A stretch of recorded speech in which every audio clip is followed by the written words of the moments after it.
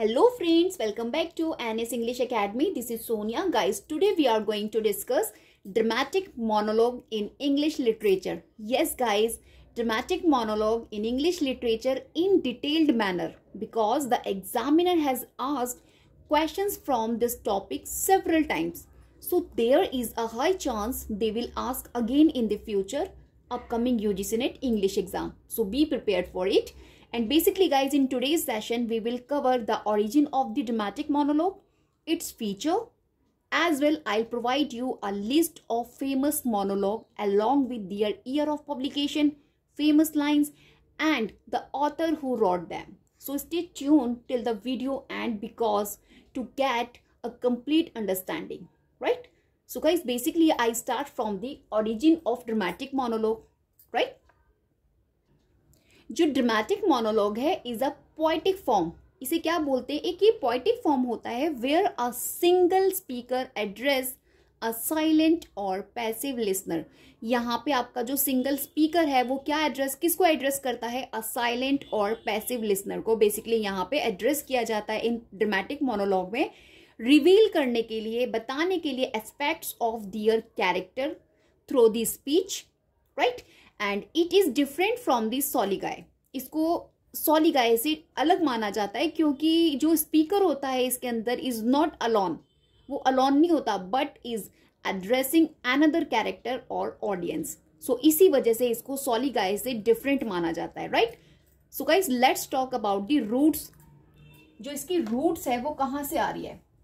Basically ये जो form है आपके dramatic monologue in classical literature, right. Roots इसकी कहां से आ रही है? In classical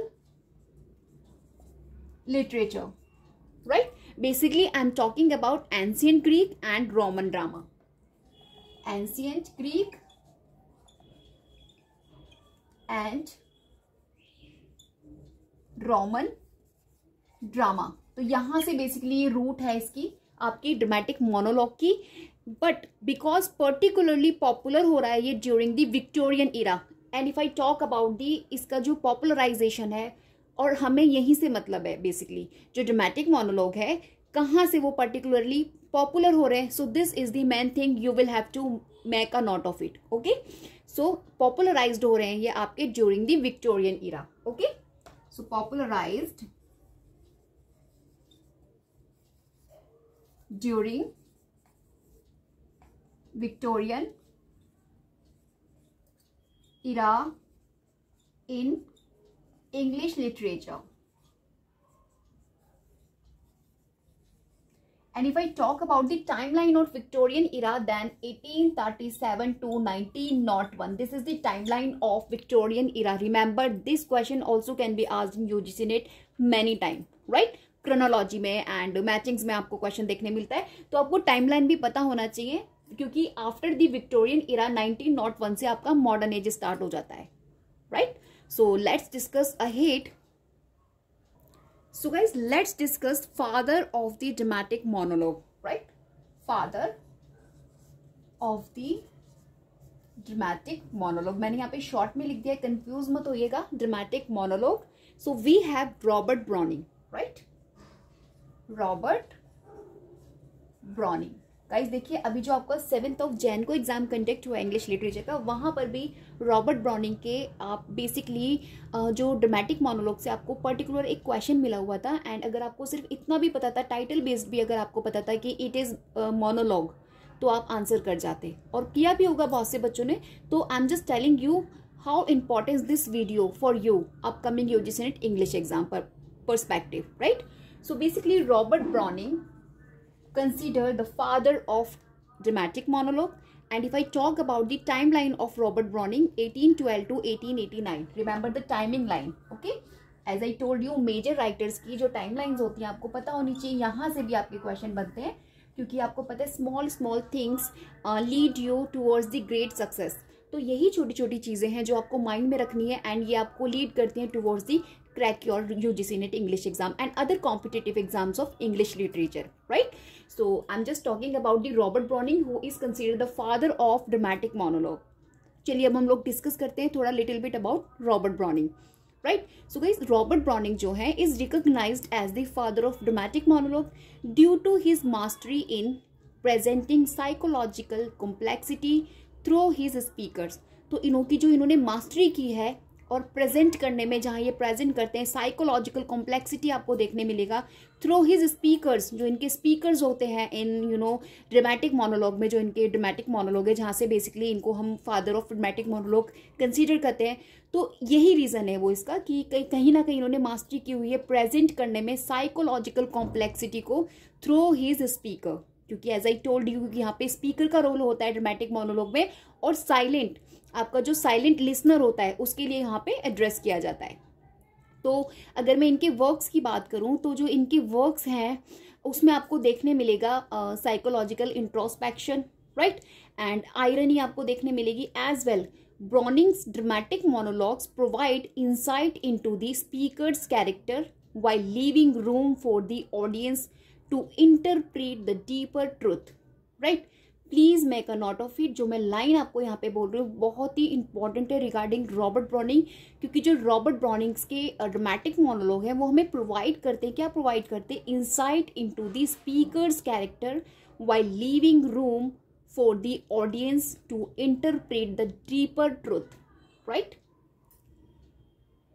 so guys, let's discuss characteristic of Browning's dramatic monologue. वहां से आपको अच्छे से क्लियर हो जाएगा कि कॉन्सेप्ट क्या है आपका बेसिकली ड्रामेटिक मोनोलॉग का रॉबर्ट ब्राउनिंग के regarding, right. So let's discuss characteristic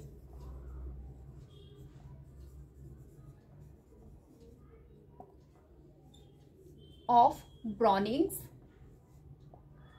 dramatic monologue, right. So as I told you कि यहाँ पे स्पीकर्स पर्सपेक्टिव होता है जो ड्रामेटिक मोनोलॉग होता है, क्योंकि यहाँ पे फोकस किया जाता है on a single speaker who unintentionally reveals their flaw. वो जिस फ्लो में अनइंटेंशनली वो रिवील कर देता है जिस भी फ्लो में वो बोलना चाहता है. So everything he reveal, right, to his silent listener. तो बेसिकली यहाँ पे क्या होता है, जो फर्स्ट कैरेक्टरिस्टिक है आपका स्पीकर पर्सपेक्टिव. तो जो ड्रामेटिक मोनोलॉग होता है बेसिकली वो स्पीकर के पर्सपेक्टिव से ही लिखा जाता है, right. And next characteristic we have silent listener. Silent listener, right.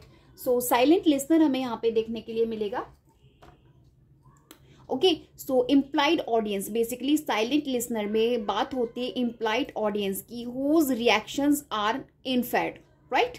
अभी मैं आपको अच्छे से एक्सप्लेन करती हूँ what we mean about implied audience. तो बेसिकली गाइस, जो सेकंड फीचर है, जो सेकंड कैरेक्टरिस्टिक है ब्राउनिंग का ड्रामेटिक मोनोलॉग का, जो जहां पे he talks about the silent listener, तो यहाँ पे बात होती है इम्प्लाइड ऑडियंस की, right. So he talks about implied audience. अब देखिए इम्प्लाइड ऑडियंस क्या होती है. तो in the context of dramatic monologue अगर मैं इम्प्लाइड ऑडियंस की बात करूं तो यहाँ पे रेफर किया जाता है द साइलेंट और अनसीन लिसनर. एक साइलेंट और अनसीन लिसनर की यहाँ पे बात होती है whom the speaker address their thoughts और speech, जिसे जो आपका स्पीकर होता है एड्रेस कर रहा होता है अपने थॉट्स को और स्पीच को, राइट. एंड जो ऑडियंस होती है is not directly heard in the poem. जो पोएम के अंदर जो ऑडियंस जिसके लिए एड्रेस किया जा रहा है तो वो उसको डायरेक्टली आप बोल सकते हो सुन नहीं रही पोएम में, right. But there presence is suggested through the speakers words and responses. लेकिन उसकी प्रेजेंस हमको ऐसा प्रतीत होता है, ऐसा हमें अम्यूज होता है कि मानो जो ऑडियंस है वो वहां पर बैठी है और जितने भी वर्ड्स स्पीकर के द्वारा बोले जा रहे हैं उसको रिस्पॉन्स किया जा रहा है, ऐसा हमें एज्यूम होता है. सो this is the implied audience he talks about in dramatic monologue in the feature silent listener, right. So hope आपको समझ आया हो. और इन सिंपल टर्म अगर आप समझना चाहते हैं तो इट इज द पर्सन और ग्रुप, या फिर आप बोल सकते हैं the speaker is talking to even though they don't speak or actively participate in conversation. For example, अभी मैं आप लोगों के साथ वीडियो अपलोड कर रही हूँ यहाँ पे, तो अभी आप लोगों के लिए मैं ये बना रही हूँ but you guys are not response now, right. लेकिन मैं ऐसा एज्यूम कर रही हूँ as you guys are sit in front of me, right. So this is the concept implied audience here, okay. And guys, I am just telling you example, जो आपकी My Last Duchess Robert Browning का dramatic monologue है, यहाँ पे आपको देखने मिलेगा implied audience, right? आगे मैं आपको बताऊंगी अभी। Okay, let's move on the number third feature of Robert Browning's dramatic monologue. So guys, number third feature we have, characteristic we have psychological depth. Psychological depth. मैंने आपको अभी स्टार्टिंग में जब मैं आपको ओरिजिन के बारे में बता रही थी ड्रामेटिक मोनोलॉग के, देन आई टोल्ड यू कि साइकोलॉजिकल डेप्थ आपको दिस कैरेक्टरिस्टिक आपको ड्रामेटिक मोनोलॉग में जो रॉबर्ट ब्राउनिंग के द्वारा लिखे हैं वहां पे मिलता है. एक ये कैरेक्टरिस्टिक कंसीडर किया जाता है क्योंकि यहाँ पे एक्सप्लोर किया जाता है इनर कॉन्फ्लिक्ट्स. देखो, साइकोलॉजिकल डेप्थ का मतलब ये है कि हमारे इनर कॉन्फ्लिक्ट जो भी होते हैं, थॉट्स होते हैं, एंड जो भी जस्टिफिकेशंस होता है, everything we consider in psychological depth. तो यहाँ पे उसी की बात हो रही है basically. And number fourth characteristic we have irony and ambiguity. तो guys, irony and ambiguity, let me write first. Okay, number 4, irony and ambiguity. Right? So basically यहाँ पे ही talks about speaker's word जो रिवील करते हैं truth they don't perceive. Right? So कहीं ना कहीं यहाँ पे क्या होता है, आयरनी एंड एम्बिगिटी में स्पीकर के वर्ड्स रिवील किए जाते हैं और truth they do not perceive, जिसे वो परसीव नहीं करते. Okay, and let's move on ahead. So guys, now I am going to provide you famous dramatic monologues in English literature. So list में आपको प्रोवाइड करने वाली हूँ which will help you in your upcoming UGC NET English exam. Okay, so famous dramatic monologue.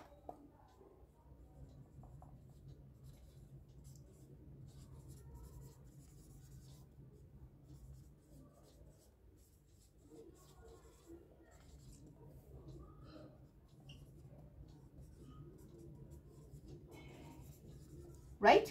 Famous dramatic monologue in English literature we are going to discuss. So guys, first we have My Last Duchess. My Last Duchess. Right? Guys, basically written by Robert Browning. इसको लिखा है आपका Robert Browning ने. The father of dramatic monologue, of course, Robert Browning. And published in the year 1842, right? 1842. Remember the date of publication, 1842. And basically क्या है इसके अंदर, तो in this particular My Last Duchess के बारे में he talks about, इसमें एक ड्यूक है जो बोल रहे हैं अबाउट हिज डिसीज्ड वाइफ, अपनी डिसीज्ड वाइफ के बारे में वो बात कर रहे हैं. एंड वो रिवील कर रहे हैं हिज जेलसी, अपनी जेलसी को वो कहीं ना कहीं रिवील कर रहे हैं. एंड जो उनका नेचर है टुवर्ड्स हिज वाइफ, जो जेलसी उनके मन में है अपनी वाइफ को लेके, everything he reveal in this particular my Last duchess. Okay, and if I talk about the famous lines,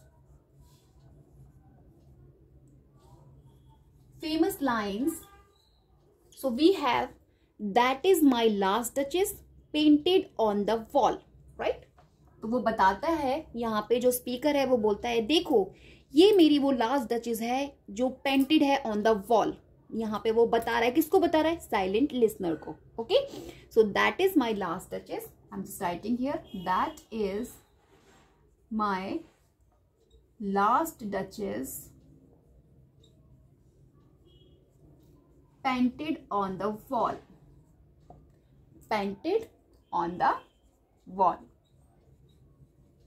So this is the famous line we study in this My Last Duchess, written by Robert Browning, published in the year 1842. Right? Let's move on the number second famous dramatic monologue in English literature. We have Porphyria's Lover. Okay? Number second, guys, we have Porphyria's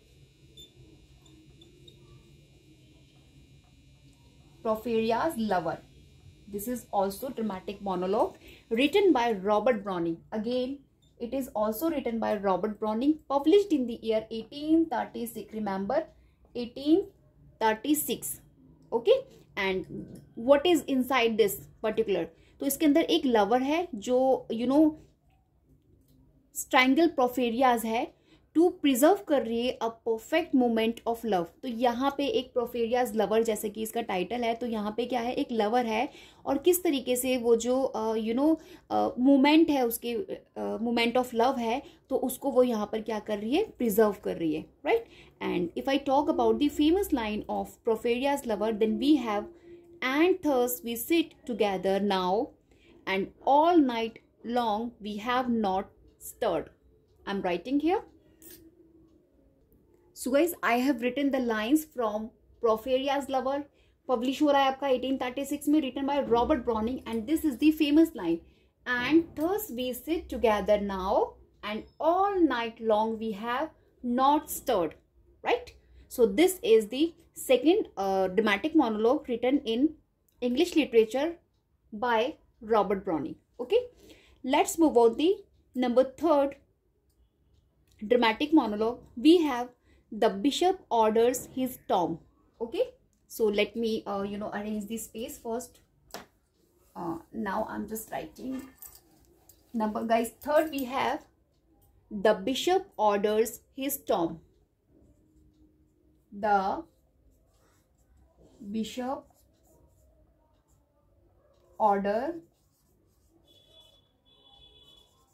orders his tom. This is also written by Robert Browning, right? And ये आपका publish हो रहा है 1845. 1845 में publish हो रहा है and basically इसको dramatic romance and lyrics ऐसा consider किया जाता है. and क्या दिखाया है इसके अंदर, a corrupt bishop, एक corrupt bishop दिखाए गए हैं जो obsessed कर रहे हैं with worldly legacy, कहीं ना कहीं जो worldly legacy होती है उसको obsessed कर रहे हैं and plan his grand tomb, और वो प्लान क्या कर रहे हैं, अपनी ग्रैंड टॉम का, जो उनकी टॉम होगी after the death of his. Okay, so now discuss famous line. जो फेमस लाइन हम इसमें स्टडी करते हैं, while they last Indeed, I am just writing here, while they last indeed I can't do without them. I cannot do without them. ये जो मैं आपको famous lines बता रही हूँ, most important exam point of view से, क्योंकि यहाँ से आपको लाइंस एग्जाम में पूछ ली जाती है and you guys confused at that time, then which one is right. Okay, so please make a note of it, include in your notes so that you guys have no any kind of worry during your examination. Okay, let's move on. Number 4, Andrea del Sarto. This is the Robert Browning's dramatic monologue, जो अभी आपसे 7th of Jan को question आया था, मैं अब उसके बारे में आपको बता रही हूँ. Right, let's write first. Number 4 we have dramatic monologue written by Robert Browning, Andrea del Sarto. Andrea del Sarto. So this is the dramatic monologue written by Robert Browning.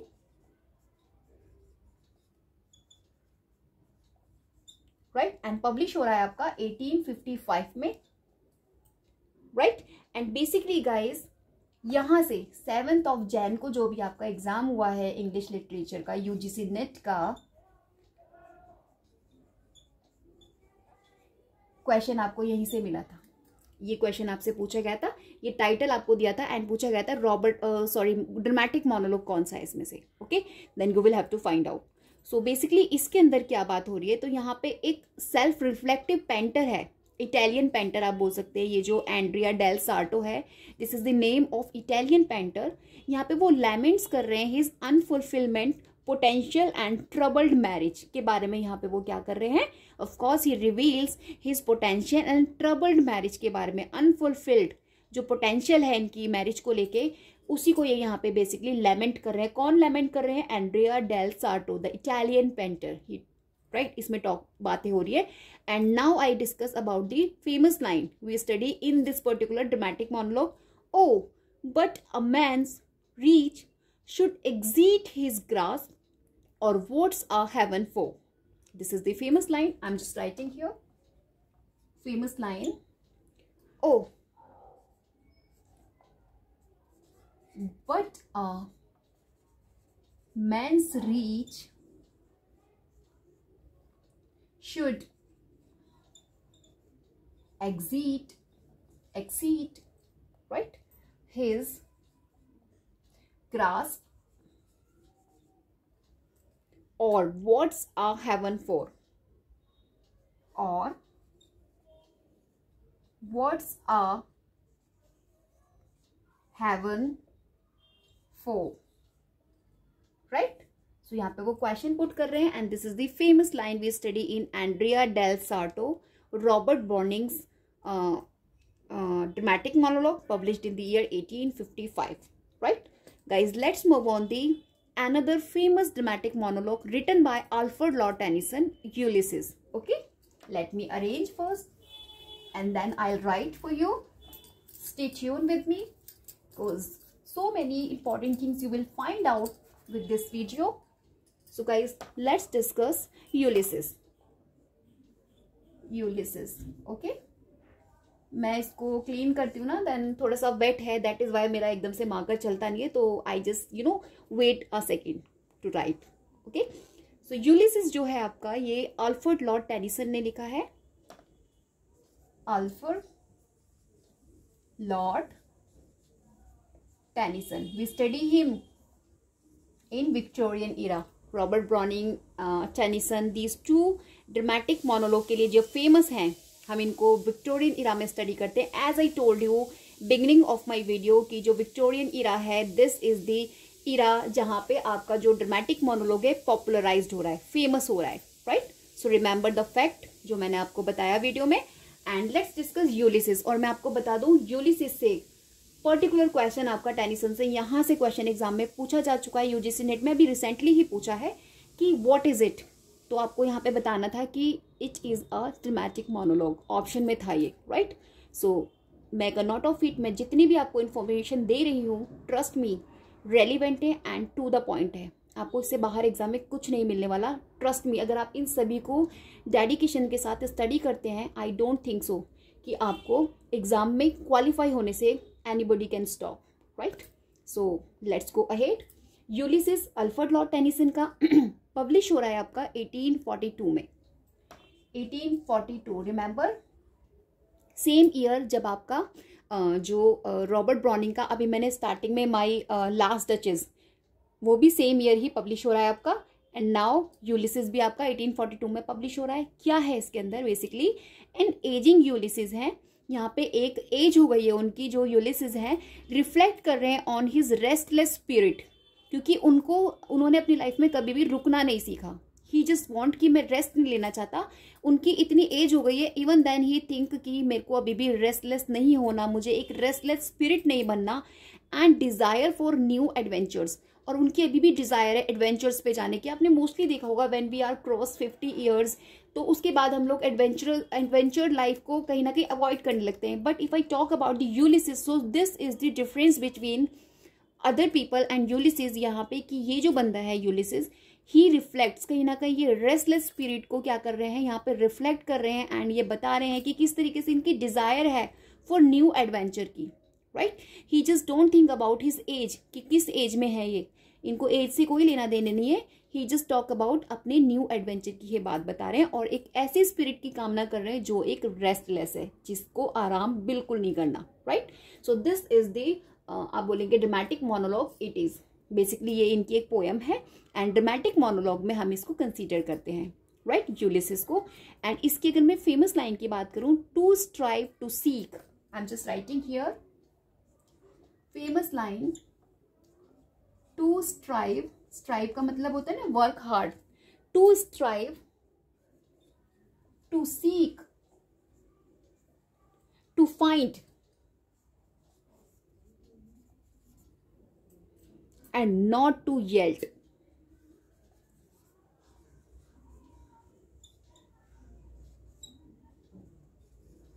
Right? So this is the famous line in Ulysses, written by Alfred Lord Tennyson.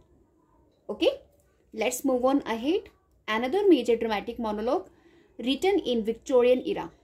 Right?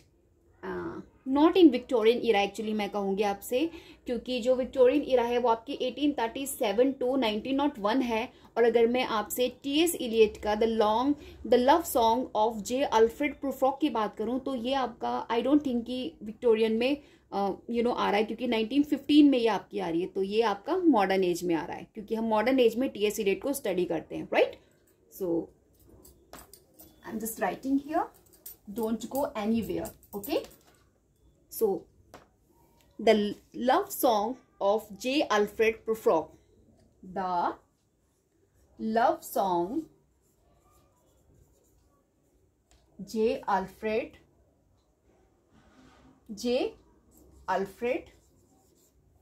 Prufrock.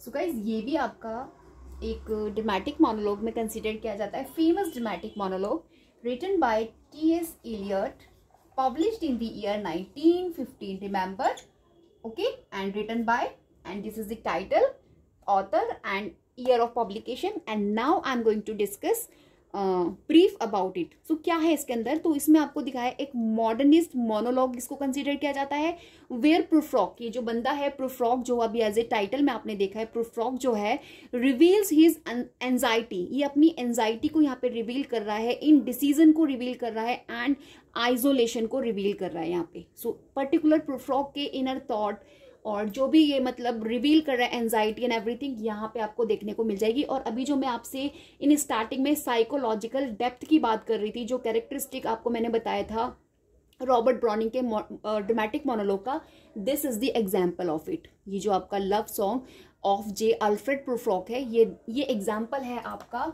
कौन से characteristic का, psychological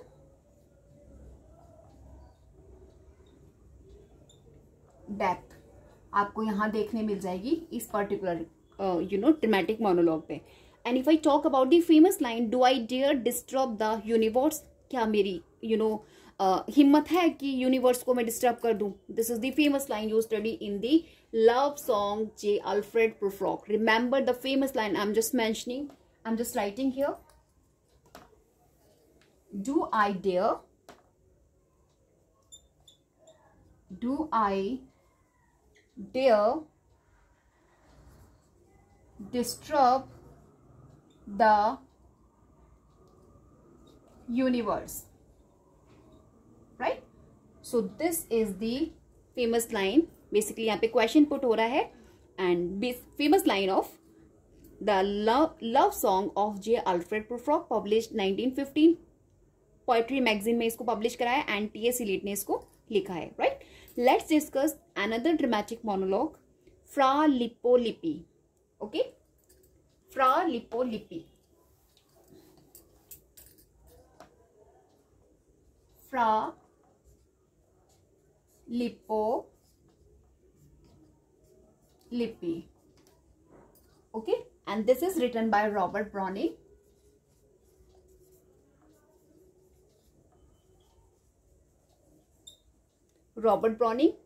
Okay, and published in the year 1855. देखो इनका ना man and women करके एक collection था, इन्होंने जो पब्लिश किया था रॉबर्ट ब्राउनिंग ने, बेसिकली उसके अंदर ये पब्लिश हो रहा है आपका फ्रा लिप्पो लिपि। और अभी इससे पहले जो गाइज मैंने डिस्कस किया था आपसे, एंड्रिया डेल सार्टो, वो बेसिकली ये दोनों उसी में टाइटल हैं आपके, मैन एंड विमेन करके जो इनका आप बोलेंगे कलेक्शन आया था, उसके अंदर ये दोनों इनके ड्रामेटिक मोनोलॉग है, ओके, पोएम कलेक्शन जो है इनका रॉबर्ट ब्राउनिंग का, उसमें, ओके, फ्रा लिप्पो लिपि। सो this is the dramatic monologue. और इसमें क्या बात हो रही है, अ मॉन्क है इसमें, आर्टिस्ट जो डिफेंड कर रहा है हिज लव, अपने लव को, of painting realistic human figure, right, painting करके रियलिस्टिक ह्यूमन फिगर्स की। तो यहाँ पे वो क्या कर रहा है, जो मॉन्क है, आर्टिस्ट है, वो डिफेंड कर रहा है कहीं ना कहीं his love of painting realistic human figure. और अगर मैं इसकी फेमस लाइन की बात करूं तो we have this world's no blot for us, मैं भी आपको लिख देती हूँ, this world not no blot for us nor blank, right, it means means intentionally, not intentionally, intensely, and means good. This is the famous line in Fra Lippo Lippi. Okay, let's talk about the another dramatic monologue, Dauber Beach. Dover Beach, यहाँ से भी जितनी भी basically मैंने अभी आपसे discuss किए, सबसे आपको क्वेश्चन प्रीवियस ईयर में एग्जाम में आपको देखने मिल जाएगा in your set exams of जो स्टेट लेवल पर एग्जाम होते हैं इंग्लिश लिटरेचर के, वहां पे भी आपको टाइटल बेस्ड क्वेश्चन देखने को मिल जाएगा as well UGC NET English exam, right. So let's talk about the Dover Beach. Dover Beach, this is written by Matthew Arnold. Matthew Arnold, okay, most important है एंड पब्लिश हो रहा है आपका 1867. Basically इनकी न्यू पोएम्स करके collection था, उसमें इन्होंने इसको पब्लिश हुआ था, ये इनका डॉबर बीच करके मैथ्यू आर्नल्ड का, उसके अंदर है, उसी का एक पार्ट आप मान के चलेंगे. एंड क्या है इसके अंदर, द स्पीकर रिफ्लेक्ट कर रहा है इसमें on the loss of faith and the walls uncertainties. तो यहाँ पे वो स्पीकर जो है बहुत ज़्यादा निराश है और कहीं ना कहीं वो क्या बता रहा है, loss of faith and the walls, जो अनसर्टेनिटीज हो गई है वर्ल्ड की, एवरीथिंग ही discuss in Dover Beach. Okay, written by Matthew Arnold, published 1867. New poems में इनका ये बेसिकली पब्लिश हुआ है. और फेमस लाइन है इसमें, O love let's be true to one another, right. O love let's be true to one another. This is the famous line we study in Dauber Beach. Okay, last we have the Wasteland. Okay, next हम किसको study करने वाले हैं, the Wasteland, written by T.S. Eliot, considered revolutionary work in modern era. Okay, और the साइटेरियन जो आपकी criterion जो आपकी मैगजीन है वहां पर ये पब्लिश हो रहा है in 1922. Okay, so I am just writing here the Waste Land. The Waste Land, right, the Waste Land, and publish हो रहा है ये आपका 1922. Okay, written by T.S. Eliot. And basically क्या है इसके अंदर, ये एक फ्रेगमेंटेड मोनोलॉग कंसीडर किया जाता है, राइट. इसको एक fragmented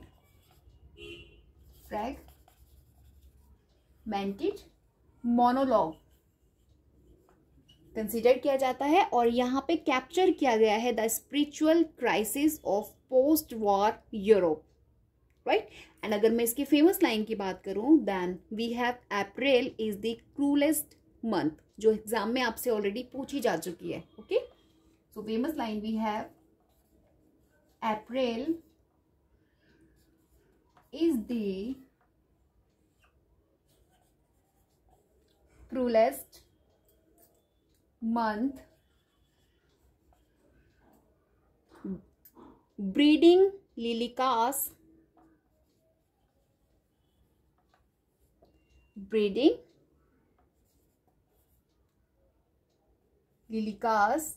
out of the dead land, right. So this is the famous line we study in T.S. Eliot's The Wasteland. और वेस्टलैंड से अभी 7 Jan को भी एग्जाम में क्वेश्चन आया था कि गंगा रिवर करके पूछा था कि कहाँ पे मेंशन है, then answer we have the Waste Land, ये आंसर था हमारा. तो I am just telling you कितना इंपॉर्टेंट है dramatic monologue as a exam point of view, क्योंकि अगर आप एग्जाम में प्रिपेयर कर रहे एग्जाम के लिए UGC NET, upcoming UGC NET June के लिए, then this topic is most relevant, right. Guys, at last मैं आपको यही बोलना चाहूंगी कि everything I have shared with you in today's video, I hope you all will prepare with dedication, because friends, the topic I covered today is something आप बोल सकते हैं the examiner frame questions from every 6 months. Okay, so hope guys the way I discussed, you liked, and till then, bye bye, have a great day.